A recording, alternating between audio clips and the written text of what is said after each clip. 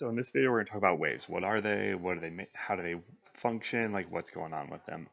So first off, kind of what is a wave? Well, we've got a couple of different things that you guys all know about. First thing is that, we have light waves, which is electromagnetic radiation, a lot of different types of those, things like X-rays, gamma rays, when you've heard of these kind of things. They're all certain things that don't require a medium to travel through, and they all actually travel at the same speed. We also have sound waves, you can see over here, generated by your speakers, and then we have, of course, since we're in San Diego, we have waves, like the water waves. It's a little bit different when we get close to shore like this, where you get the rollover. We're going to deal more with things that would be further out in the ocean, where there's actually enough water for the displacement not to affect the surface and get rollover like that, but the same general properties, an idea of energy moving through something. So, an example of two different types of waves that we're going to deal with are longitudinal and transverse. You can see here with the springs moving. In a longitudinal wave, you have the disturbance in the wave, meaning the disturbance in the medium, is going horizontally, and the wave propagation, meaning which direction the wave energy is going horizontally as well. And then you have a transverse wave where you get the particles moving up and down, and the wave is propagating to the right. We'll see that in a little more detail in a second. But one key thing to understand about this is that if you have a wave moving through a medium, the particles in the wave don't move with the wave.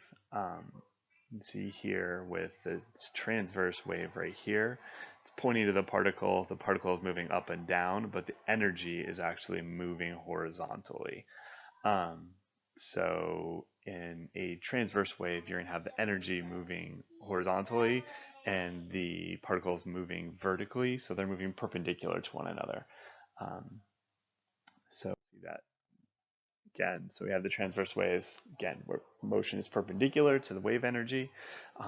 Longitudinal waves, where wave energy and particle motion are parallel to one another.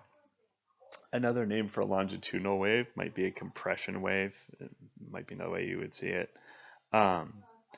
So a lot of these are sound waves here.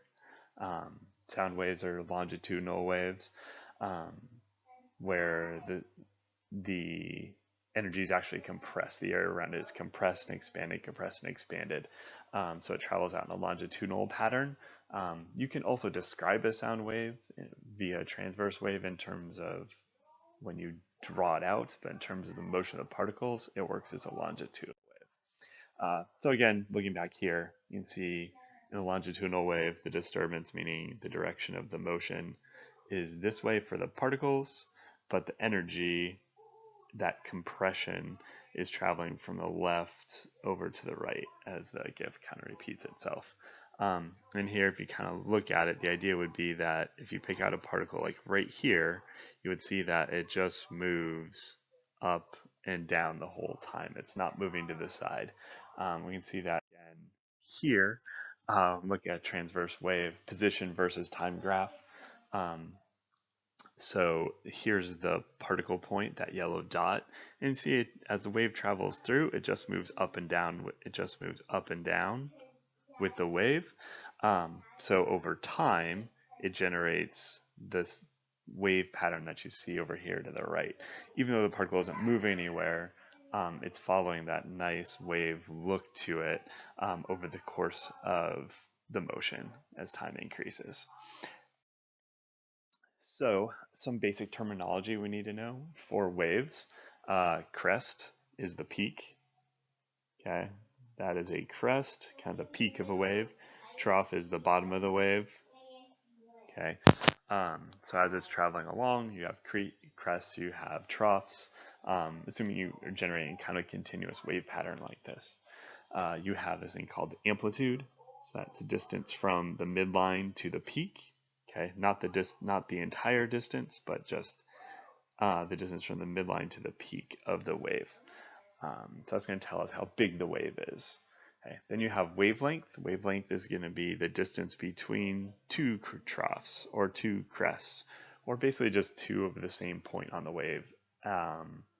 of the exact same point on the wave. Okay, basically the distance between the points that repeat themselves on the wave. And we'll see that a little more detail in a second. Another term we're going to want to know is period. Okay, period is the time it takes to complete one full cycle of the wave. So basically that's the time it takes for this yellow dot to go from the top back down to the bottom and back up to the top again, basically to repeat itself. So you see here, we go from crest to crest, and that distance, that time distance there, sorry, not distance, that time interval there it takes it to repeat itself is the period of the wave. Okay? How long is it taking? The wavelength, again, kind of corresponding with that, and hope this little video helps here, is the distance between those two crests or those two troughs, or the same point on the midline. Now, it's not the distance between every point it hits the midline, because it actually hits the midline 4 times in the course of a wave, but it's a distance it takes to repeat it. So if we think about that a little bit, it's not the distance between here and here. That would be half a wavelength. We need the wave to fully complete itself. So this would be 1/2 the wavelength, and this would be another half of the wavelength, and then you would have a full wavelength. You can see here, the symbol for wavelength is this lowercase lambda here. Lambda is wavelength, and that's kind of, might be a little tricky to read in the things I'll write out over here. That's the variable we're going to use to indicate that. For period, the variable is t. Okay, so those are 2 of the variables we're going to have for our waves. So another basic property here is amplitude. Amplitude is going to be directly related to energy. The more energy there is, the greater the amplitude there's going to be in the wave. Okay, so you see all these waves have almost the same wavelength, a little bit different, but the more energy was put into the wave, the more jerk that was put onto this spring, the greater amplitude there was. So amplitude and energy are directly related to one another. The other variable I want to get to is this thing called frequency. Okay, frequency is basically the inverse of the period. So the period is how long it takes to repeat the wave, and the frequency is how many times the wave repeats itself every second. So frequency is going to be given by taking just the reciprocal of 1 over the period. The reciprocal of the period is going to give you the frequency. Period being how many seconds it takes to finish a wave, the frequency being, okay, now how many waves do we have per second? And when you ever hear about hertz for a sound or things like, or a wave signal from a phone or anything like that, okay, that's what it's referring to, is how many times per second does something repeat itself. So frequency is given in hertz. Okay, so for instance, if something here, the period here, let's see, for the wave to repeat itself, it goes down, up, is 1 second. So from here to here, it takes 1 second. So that means that this sound wave would have a frequency of 1 hertz. Because 1 wave every second means that it takes 1 second for the wave to complete itself. If we change those times, say this was 1 second and this was 1.1 seconds, right? So instead of this being 2, this is 1.1. So the period would be 1.1 seconds. Would be 0.1 seconds to complete an entire wave. So the frequency would just be the inverse of that, or 1 over 0.1, which means that in 1 second you would have 10 waves, or 10 hertz, a 10 hertz frequency. So we kind of worksheet on that. It's really not that hard to get once you kind of get the basics of it. But just understanding that period is how long, frequency is how many. So we can use those 2 things to find the speed of the wave. Wave speed is given by v equals wavelength times frequency, so lambda times f. So pretty simple equation. We're going to use that a little bit when we deal with the speed of sound, because we're going to do an experiment about finding the speed of sound. But we can also do it with light or any other electromagnetic radiation. We can find its wavelength, or we can find its frequency based on the fact we know what the speed of light is. We do a lot more of this next year in chemistry. So you have set the wavelength equal to c over the frequency, or the frequency of the light would be c over the wavelength. So either one of those will work based on whatever variable is missing. But just understand that those three variables are highly interrelated to one another. And it makes sense. If waves are traveling the same speed, but there's a longer distance between each wave, then the waves are going to not repeat themselves as often. If a wave is traveling with a shorter wavelength, well, it's going to repeat itself, and it's traveling at the same speed, it's going to repeat itself a lot more often within the same time frame. So what happens though when two waves interfere with one another?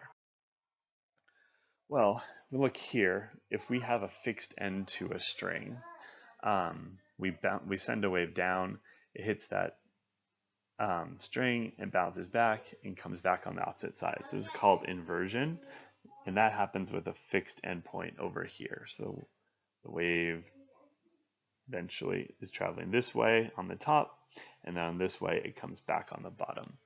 However, if we have a free end on the other side, then as the wave goes down, the end moves up with it, so it doesn't really matter, and that wave will travel right back in the same side without any inversion. Big difference here. So, but what we will see is that that fixed end plays a big role in things like music and stuff like that, because you have tubes that have fixed ends to them. They have a set point where they end, and that will play a big role in generating different types of sounds. So when these two waves, now if we generate a second wave that interferes with them, we can end up with two types of interference. We can end up with what's called destructive interference, and we can end up with what's called constructive interference. So here, you can see we have one wave coming in on the bottom, one wave coming in on the top. They interfere, and we get a certain type of pattern. It almost looks like as they interact, the string goes down to almost perfectly flat. We'll see that in a little more detail in a second. Here we had two waves come in, both on the top, and as they interfere, you see the wave gets really high. So this is a process called superposition. Superposition is basically the addition of waves. And honestly, that's all you're really doing when two waves overlap each other, is you add them together. It's really that simple. You just, if one is at, if this comes in at -1 and the other point hits it at +1, well, guess what? That wave is going to go down to 0 in the middle. So we'll see that a little bit more detailed here. So as you can see, the constructive interference, okay, as the two waves come in together, okay, and we'll start that again. As the two waves come in together, you can see they start to build up in the middle, and that midpoint ends up twice as high as where each of the waves started, because they're both about the same height. But what you'll also notice is this wave on the right keeps going and now becomes the new wave on the left. There is no reflection or bouncing off each other, really. They're just going to keep traveling. That energy is going to keep traveling in that same direction. It's just at the point they overlap, they added together. Okay? For destructive interference, you can see as the two waves come in, they start to meld, and then bam, right there in the middle, they basically go to 0 when they perfectly overlap. So that'd be at the point where the two waves are like this. When they still were traveling in their directions, the difference was because they're both pulling particles in opposite directions, you actually end up flattening out the wave at that middle point right there. So that's called destructive interference. So you can get constructive or destructive interference depending on which side the waves are coming at and everything else. And which side they're coming at, how big they are, and the timing, right? But again, you notice that that wave on top keeps moving afterwards. The wave on the bottom keeps moving afterwards. They're not bouncing off each other, they're not reflecting, they just keep going. That energy, when they hit and they end up in the same place, will generate a certain type of pattern. So for instance, here we have a little bit different thing where we have two waves, a blue wave and an orange wave, and then we get the sum of those two waves is going to be the green wave.